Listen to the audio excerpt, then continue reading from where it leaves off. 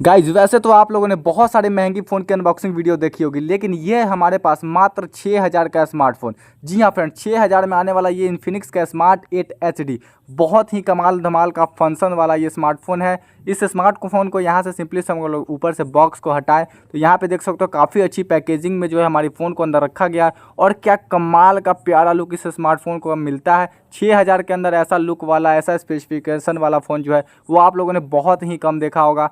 बहुत ही अच्छा फ़ोन है, आप लोग भी इस फ़ोन को परचेज कर सकते हो। और भी आगे ऐसी वीडियो देखने के लिए हमारे चैनल को सब्सक्राइब कर दीजिए। वीडियो पसंद आया हो तो वीडियो को लाइक ज़रूर कर दीजिएगा।